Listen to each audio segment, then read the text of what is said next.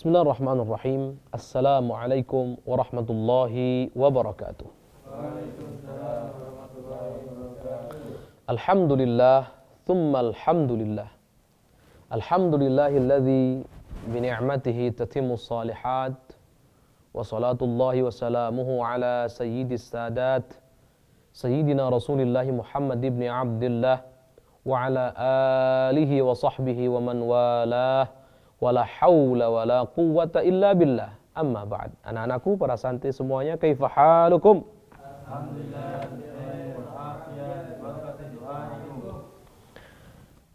Taib, madza darsuna al-an? Darsuna al-an as-sirah an-nabawiyah. As-sirah an-nabawiyah. Pelajaran kita pada pertemuan kali ini adalah as-sirah an-nabawiyah, yaitu mempelajari tentang sejarah kehidupan baginda Nabi Muhammad sallallahu alaihi wasallam. Masih dengan kitab Fiqhus Siratin Nabawiyah yang ditulis oleh Asy-Syaikh Muhammad Sa'id Ramadan Al-Buti. Masih dengan pembahasan perniagaan Rasulullah sallallahu alaihi wasallam dengan harta benda Sayyidah Khadijah dan kisah pernikahan Rasulullah SAW dengan Sayyidah Khadijah Al-Kubra. Pada pertemuan yang lalu, kita sudah sama-sama mempelajari, sama-sama menggali hikmah di balik pernikahan Rasulullah SAW dengan Sayyidah Khadijah Al-Kubra. Lebih tepatnya adalah hikmah di balik langgengnya pernikahan Rasulullah SAW dengan Sayyidah Khadijah Al-Kubra yang berumur 25 tahun, dan beliau berdua, Rasulullah dengan ibunda kita Sayyidah Khadijah Al-Kubra, tidak terpisahkan kecuali oleh yang namanya maut. Artinya, rumah tangga Rasulullah SAW dengan Sayyidah Khadijah Al-Kubra berakhir ketika Sayyidah Khadijah Al-Kubra wafat. Dan kita tahu bahwa Rasulullah SAW selama 25 tahun membina rumah tangga dengan Sayyidah Khadijah Al-Kubra, tidak pernah sama sekali beliau berpikir atau terlintas dalam benak pikirannya untuk menambah pasangan, untuk menambah istri, atau untuk membeli budak perempuan sekedar untuk melampiaskan syahwatnya. Tidak sama sekali. Padahal itu semua sangat mungkin, pintu sangat terbuka lebar, jalan sangat banyak, bahkan adat istiadat tradisi yang ada saat itu sangat mendukung. Tapi Rasulullah tidak lakukan itu. Yang penting bagi kita, yang telah kita bahas pada pertemuan yang lalu, adalah hikmahnya apa? Hikmahnya adalah agar mereka musuh-musuh Islam yang selalu dan selalu mencari celah untuk memfitnah Islam, untuk memitnah Sayyidina Muhammad SAW, agar mereka terkunci mulutnya, agar mereka tertutup mulutnya, agar mereka tidak memiliki celah dari kisah ini. Walaupun memang seperti yang telah kita sama-sama pelajari, mereka menduga bahwa mereka menemukan celah yang dari celah tersebut mereka bisa memasukkan fitnah, syubhat dan keraguan di dalam hati kaum muslimin. Tapi itu hanya dugaan belaka. Karena apalah artinya dugaan ketika fakta sudah terungkap dan ternyata fakta bertentangan dengan dugaan. Dan apalah artinya dugaan yang tak berdasar? Itu hanya khayalan belaka. Dan itulah fakta yang terjadi, bahwa yang mereka anggap bahwa mereka telah menemukan celah dari kisah pernikahan Rasul dengan Sayyidah Khadijah, itu hanya khayalan belaka. Ini sudah kita bahas pada pertemuan yang lalu, dan kita sama-sama mempelajari juga bahwa yang namanya kaum orientalis, namanya kaum misionaris, mereka semua ini, mereka musuh-musuh Islam yang menunjukkan permusuhannya terhadap Islam bukan hanya sekedar memusuhi, tapi mereka menunjukkan permusuhannya terhadap Islam karena ada tujuan lain. Apa? Mereka menjadikan permusuhan mereka sebagai ladang untuk mencari namanya pundi-pundi uang. Itu mereka. Jadi seperti mereka jadikan permusuhan mereka seperti kesenian atau seperti kerajinan yang mereka tekuni, yang mereka fokus di situ agar pada akhirnya sampai pada tujuan mereka, pada keinginan mereka, yaitu mendapatkan harta duniawi, mendapatkan kenikmatan duniawi. Kemudian adapun, ini pada pertemuan lalu, adapun yang ngekor di belakang mereka, yang ikut-ikutan kepada mereka, mereka ini hakikatnya tidak pernah ingin tahu fakta yang sebenarnya, tidak pernah membuka akal pikiran mereka untuk memahami hakikat yang sebenarnya. Tapi mereka hanya hobi ikut-ikutan.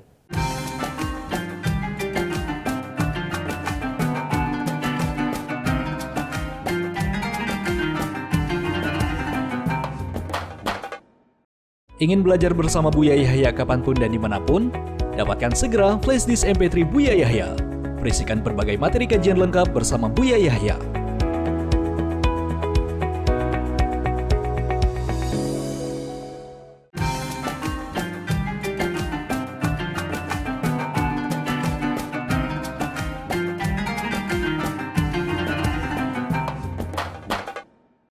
Pada pertemuan lalu pula, kita telah bahas bahwa permusuhan mereka yang ngekor, yang ngikut-ngikut ini, mereka ini memang memusuhi Islam, iya. Tapi permusuhan mereka terhadap Islam itu tidak beda ubahnya sebuah lencana, tanda gitu, tanda yang diletakkan di baju contohnya. Agar apa sih? Jadi gini, seseorang ketika meletakkan contohnya pin yang di situ adalah namanya. Maka apa tujuannya? Agar dia dikenal. Ada lagi seseorang memasang lencana di bajunya, dan lencana itu adalah simbol dari kelompok tertentu, pondok tertentu, yayasan tertentu, instansi tertentu, lembaga tertentu. Ini apa maksudnya ketika dia nempelkan itu, memasang itu? Maksudnya tentu agar dia dikenal bahwa dia adalah bagian daripada kelompok tersebut, instansi tersebut, lembaga tersebut, golongan tersebut. Itu maksudnya. Nah, mereka ini tidak lain dan tidak beda, mirip, sama bahkan. Jadi mereka memusuhi Islam itu tak ubahnya, tidak berbeda dengan orang yang memasang lencana pada dirinya, di dadanya contohnya, di bajunya, hanya sekedar ingin diketahui dari kelompok mana dia berasal, kepada siapa dia ngikut, itu aja. Ini ada loh kelompok begini nih. Otaknya nggak dipakai, akal pikirannya nggak dibuka, fakta diingkari, realita pun diingkari, menjamkan mata, menjamkan otak, menjamkan akal pikiran dari yang namanya fakta dan hakikat. Ada. Karena mereka ini hobinya adalah ikut-ikutan. Sudah selesai itu. Ada nggak? Ada sudah. Nah, kemudian kita lanjutkan. Qala al-musannif al-imam al-Buti rahimahullah ta'ala. Nafa'anallahu bihi wa bi'ulumihi wa 'ulumikum fid dharain amin an qala wa ma'lumun anna asy-syarata laysat aktsara min ramzin.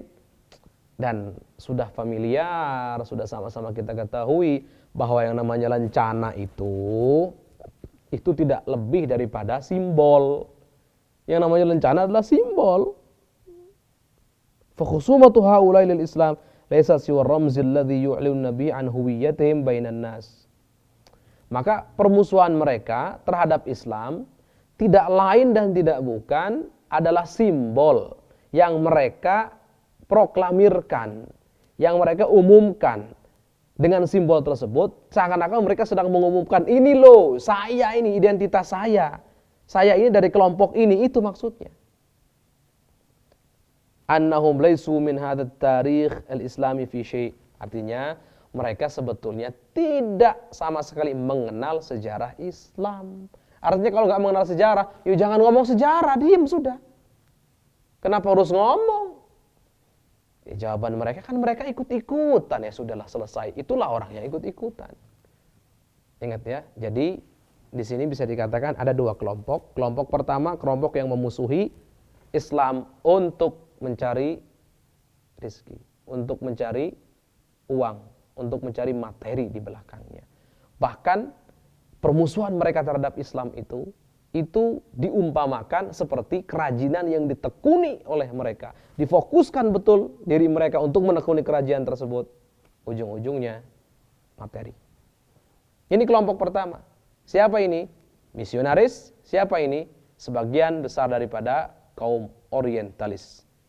Kemudian kelompok kedua, orang yang ngekor ikut-ikutan mereka, selalu ada di belakang mereka, ikut pendapat mereka, ikut mazhab mereka. Orang yang ikut-ikutan ini tak ubahnya adalah orang yang memasang lencana di bajunya untuk mengumumkan diri kepada manusia, untuk memberitahu manusia bahwa dia adalah bagian dari kelompok anu. Dia adalah bagian dari simbol kelompok yang dia inginkan, yang dia nempel di situ. Itu saja, nggak beda. Berarti bisa difahami kalau seperti itu, dia tidak sama sekali tahu tentang Islam. Iya, dia tidak tahu apa-apa. Namanya orang ikut-ikutan, mana tahu. Namanya ikut-ikutannya tidak tahu. Iya, mereka itu tidak tahu tentang sejarah Islam. Cuman bahayanya dan parahnya lagi, mereka kok ngomong tentang sejarah Islam ini. Harusnya kalau tidak tahu, diemlah, sudah selesai. Orang nggak tahu tuh diem. Tapi ini tidak tahu, tapi ngomong tentang sejarah Islam. Hanya karena senang ikut-ikutan. Itu kelompok kedua yang memusuhi Islam. Baik, kita lanjutkan. Wa anna wala'ahum innama huwa li hadzal fikr al-isti'mari alladhi yatamathalu fi ma yad'u ilayhi du'at al-istimar al-fikri min mubasyirin wa mustasyrikin. Sesungguhnya mereka ini pro-nya gitu, pro-nya mereka, kecintaan mereka atau pasrahnya mereka kepada siapa? Kepada pemikiran kolonialis, penjajah. Penjajah dalam hal apa? Dalam hal pemikiran. Nah, namanya penjajah kan selalu merebut hak orang lain. Iya, artinya kebenaran dijajah ini. Cuman ini bedanya, kalau penjajah yang di negara-negara itu menjajah tanah, kalau ini menjajah pemikiran. Jadi ada kelompok tertentu yang kedua itu mereka hanya ikut-ikutan dan mereka memproklamirkan diri mereka adalah pengikut setia daripada penjajahan pemikiran. Dan penjajahan pemikiran tersebut nampak dicontohkan dan ada pada yang diserukan oleh penyeru-penyerunya mereka. Siapa itu? Adalah kaum misionaris dan kaum orientalis. Fahadha wa ikhtiyaruhum, itulah pilihan mereka, kata Syekh Al-Buti. Itu pilihan mereka. Min qabli ayyi bahthin wa duna muhawalati ayyi fahmin. Sebelum mereka mencari fakta kebenaran dan sebelum mereka mencoba untuk memahami. Jadi kembali bahwa yang sesungguhnya yang melakukan perang pemikiran, penjajahan pemikiran adalah kaum misionaris dan orientalis. Mereka menjajah pemikiran karena yang benar tetap dijajah sama mereka. Itulah mereka. Senangnya terus perang pemikiran begitu, menjajah pemikiran. Yang benar pun tidak dianggap. Ya namanya orang menjajah, tanah orang disikat sama aja. Dalam pemikiran pun pemikiran orang yang sudah benar disikat juga, dihapuskan, nggak dianggap sama dia. Nah, dalam hal pemikiran maksudnya adalah mereka-mereka ini tidak sama sekali memperdulikan fakta, tidak sama sekali memperdulikan hakikat. Mereka tetap jajah, terobos semua itu. Sayangnya lagi ada pengikutnya dan pengikutnya ini tidak tahu apa-apa dan pengikutnya ini itulah pilihannya. Jadi ikut-ikutan mereka itu adalah pilihannya. Hanya sayangnya pilihan mereka ini untuk ikut-ikutan mereka lakukan sebelum mencoba mencari fakta dan sebelum mencoba memahami fakta atau hakikat itu mereka. Jadi ikut-ikutannya buta betul, tidak pernah mencoba untuk mencari kebenaran, tidak pernah mencoba untuk menggali fakta sejarah yang sesungguhnya, tidak pernah. Ini kelompok kedua. Ajal, kata beliau, ya, fa inna mukhasamatahum lil Islam laisat illa mujarrada syaratin yasimuna biha anfusahum baina qaumi wa bani jildatihim wa laysa amalan fikriyan liqasil ba'th awil hijaj.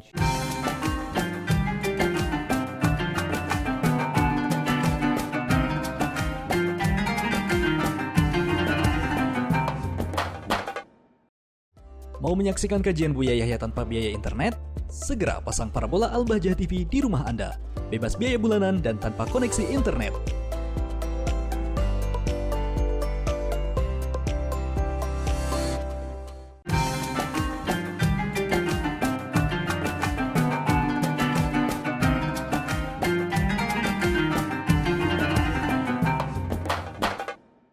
Ajal, kata beliau, iya. Fa inna mukhasamatahum lil islami laysat illa mujarrada syaratin yasimuna biha anfusahum baina qaumim wa bani jildatihim wa laysa aman fikriyan liqasil ba'th awil hijaj. Lihat. Karena permusuhan mereka, sesungguhnya permusuhan mereka terhadap Islam itu tidak lebih daripada sekedar lencana, sekedar simbol yang mereka gunakan sebagai tanda pengenal mereka itu afiliasinya, ikutnya kepada kelompok tertentu. Kelompok yang punya simbol itu tentunya. Bukan, lihat, permusuhan mereka ini bukan satu aktivitas pemikiran yang bertujuan untuk mencari kebenaran atau bertujuan untuk diskusi, perdebatan, tidak.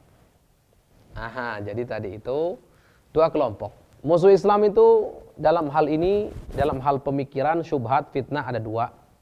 Yang pertama, mereka memang menyebarkan pemikiran-pemikiran sesat, fitnah-fitnah, syubhat-syubhat yang mereka sebarkan dan mereka masuk melalui celah yang mereka anggap itu adalah celah untuk membuat kaum muslimin kita semua ragu-ragu dengan agama kita sendiri. Tapi mereka ini memang memiliki tujuan atau memiliki aktivitas pemikiran yang bertujuan paling tidak untuk diperdebatkan.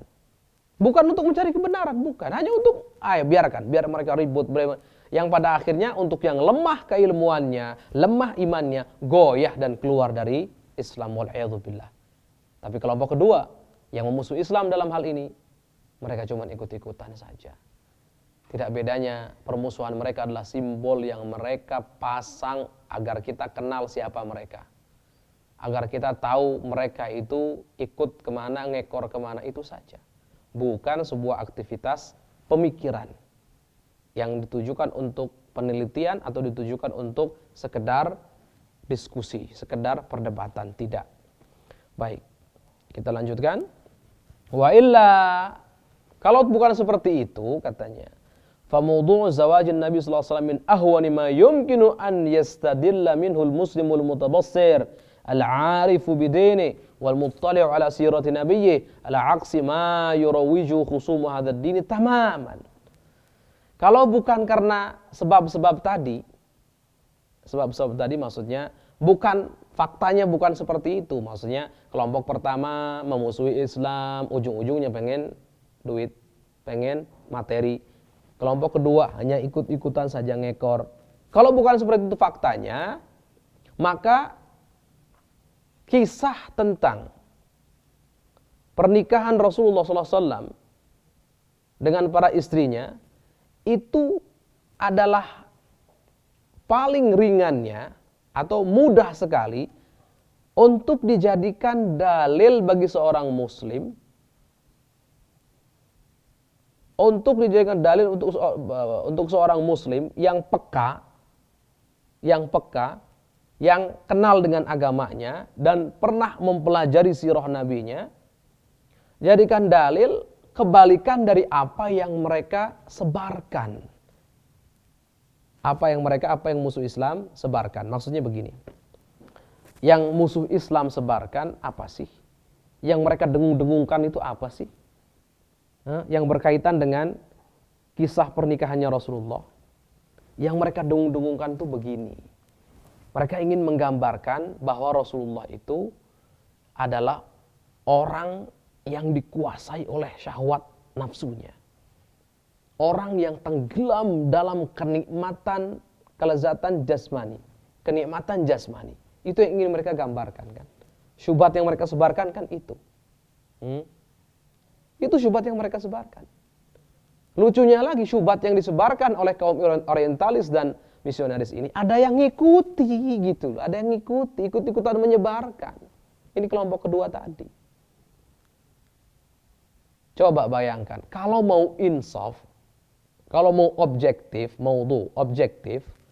betul-betul mencari fakta kebenaran, fakta sejarah yang sesungguhnya, maka dengan mudah bagi seorang muslim yang peka, yang kenal dengan agama Islam, agamanya sendiri, yang pernah mempelajari sejarah nabinya, akan mengcounter atau menolak syubhat tersebut, akan membuktikan bahwa syubhat tersebut adalah syubhat yang palsu dan tidak ada nilainya apa-apa, akan menemukan fakta yang berseberangan 1000% dengan syubhat yang disebarkan oleh musuh Islam. Itu maksudnya.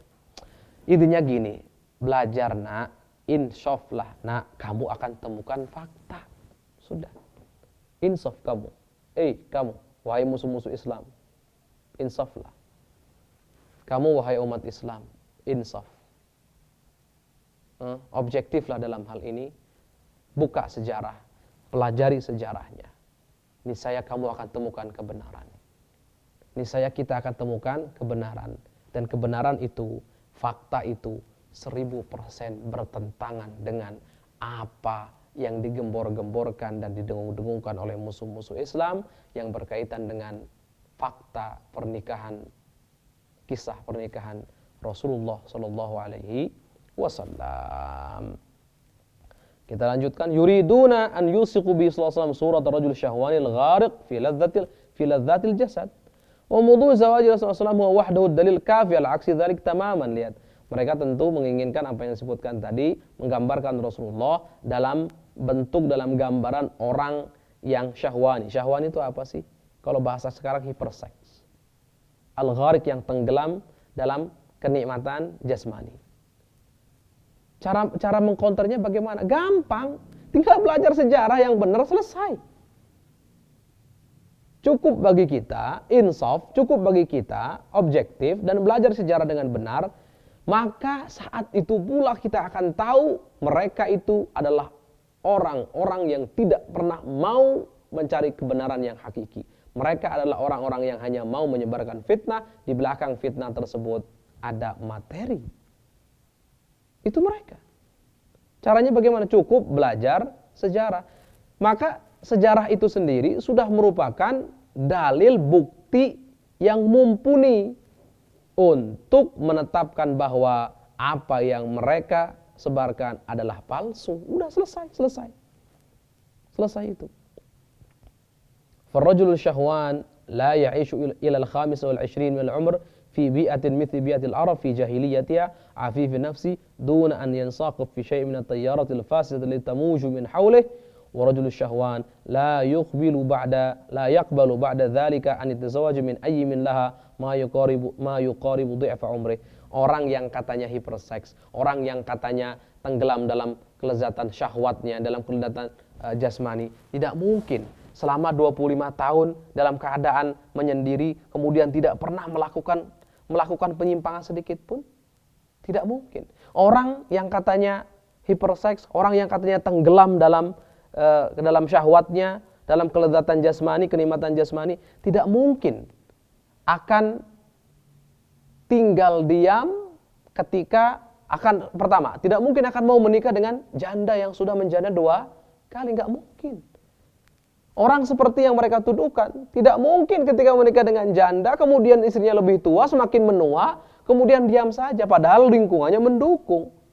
Untuk menikah lagi mendukung, pintu terbuka. Untuk membeli budak perempuan pun mampu untuk menjadikan pelampiasan syahwat. Tidak mungkin. Mana semua itu? Mana faktanya? Tidak ada fakta. Karena mereka memang tidak mencari fakta. Musuh agama tidak mencari fakta. Musuh agama hanya ingin menyebarkan fitnah. Musuh agama bahkan tidak peduli dengan yang namanya fakta dan hakikat. Yang mereka inginkan adalah masuknya fitnah, syubhat, keraguan-keraguan dalam hati seorang muslim sehingga dia keluar dari agamanya. Itu yang diinginkan. Wal'iyadzubillah. Baik, masih panjang pembahasannya. Hanya karena waktu kita sudahi pelajaran kita pada kesempatan kali ini. Semoga Allah Subhanahu wa taala memberikan kita semua ilmu yang bermanfaat. Semoga Allah Subhanahu wa taala memperkuat iman kita, keyakinan kita, memperkuat langkah kita menapaki jalan Rasulullah sallallahu alaihi wasallam. Untuk yang ikut pelajaran pada pertemuan kali ini, mohon ikuti pertemuan yang akan datang karena penjelasan sempurna belum kita jelaskan. Sekian, Assalamualaikum warahmatullahi wabarakatuh.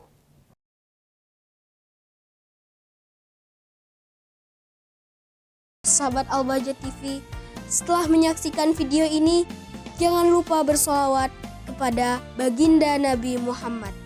Shollu ala Nabi Muhammad. Allahumma sholli alaihi wa ala alihi wa sahbihi.